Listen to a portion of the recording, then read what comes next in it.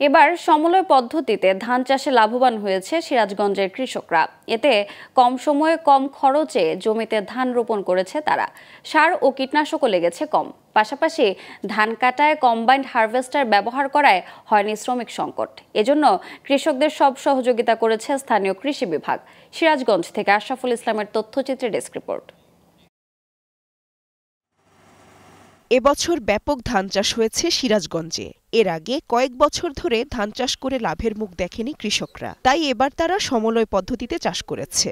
এতে সার ও কীটনাশক কম খরচ হওয়ায় বেশি লাভের আশা করছেন কৃষকরা। পাশাপাশি কম্বাইন্ড হারভেস্টার দিয়ে ধান কাটায় একদিকে শ্রমিক সংকট দূর হয়েছে, তেমনি সময় ও খরচও কমেছে।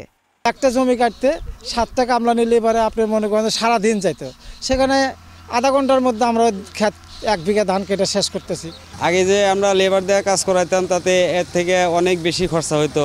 এখন আমরা লেবার ছাড়া মেশিনের দ্বারাই ধান লাগাইছি, ধান কর্তন করা হচ্ছে। মেশিনের মাধ্যমে আমরা ধান কাটতেছি, তাতে শ্রমিকের থেকে খরচ আমাদের কমে আসতেছে, ফলন বৃদ্ধি পাইছে। বীজ চারা এবং চারাগুলো মেশিনের মাধ্যমে লাগানোর ফলে এবং হারভেস্টিংও মেশিনের মাধ্যমে করার ফলে আমাদের এই 50% টাকা সাশ্রয় হয়েছে। এই পদ্ধতিকে ছড়িয়ে দিতে পারলে কৃষকরা বেশি লাভবান হবে বলে মনে করেন এই জনপ্রতিনিধি।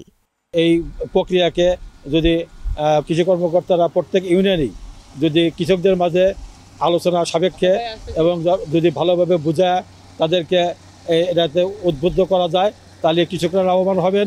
এদিকে কৃষকদের আধুনিক চাষাবাদে আগ্রহী করতে সব সহযোগিতা দিচ্ছে স্থানীয় কৃষি বিভাগ, জানালেন উপজেলা কৃষি কর্মকর্তা। উচ্চ শ্রমিক মূল্যজনিত কারণে কিন্তু কৃষকের উৎপাদন ব্যয় কিন্তু অনেক বেড়ে যাচ্ছে। তো আমরা যদি কম্বাইন্ড হারভেস্টারের মতো মেশিনগুলো ধান কর্তনের সময় ইউজ করতে পারি, তাহলে কিন্তু কৃষকের উৎপাদন ব্যয় কমবে এবং কৃষক কিন্তু লাভবান হবে। চলতি বছর সিরাজগঞ্জে ধান চাষের লক্ষ্যমাত্রা ধরা হয় 1,41,575 হেক্টর জমি, আর চাষ হয়েছে 1,41,750 হেক্টর জমিতে।